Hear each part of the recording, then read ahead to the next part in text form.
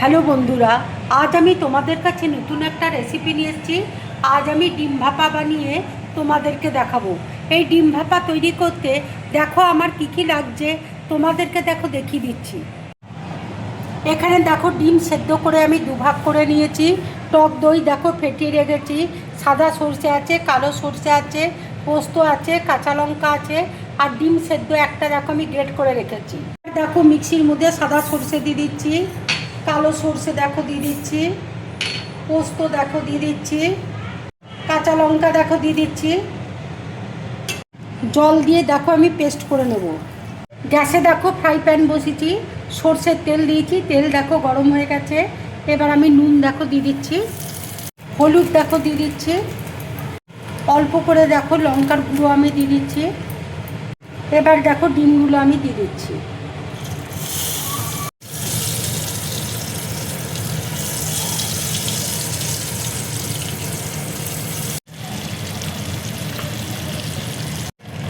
একটা দিক দেখো ভাজা হয়ে গেছে, আর একটা দিক দেখো আমি উল্টে দিচ্ছি।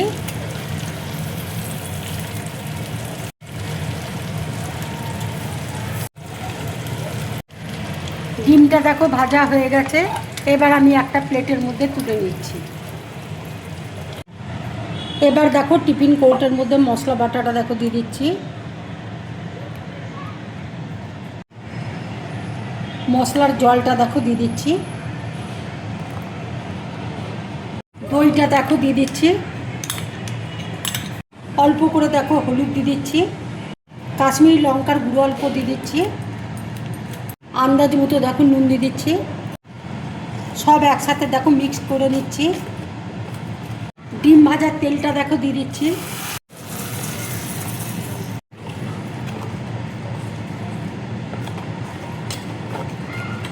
এবার দেখো ডিমগুলো আমি দিয়ে দিচ্ছি। কাঁচা লঙ্কা দেখো চিড়ে রেখেছি, কাঁচা লঙ্কা দিয়ে দিচ্ছি। গ্রেট করা ডিম সেদ্ধটা দেখো দিয়ে দিচ্ছি। কাঁচা সর্ষের তেল দেখো উপর দিয়ে দিয়ে দিচ্ছি।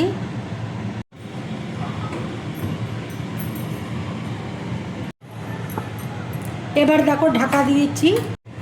ঢাকা দিয়ে দেখো এবার আমি স্টিমে দিয়ে দিচ্ছি। এবার দেখো ঢাকা দিয়ে আমি 15 মিনিটের জন্য স্টিমে দেবো।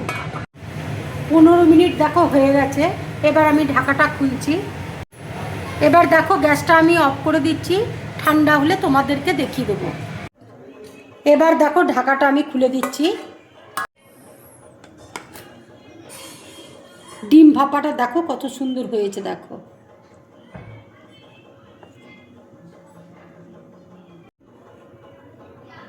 এইভাবে ডিম ভাপা বানিয়ে তোমরা গরম ভাতের সাথে খাবে।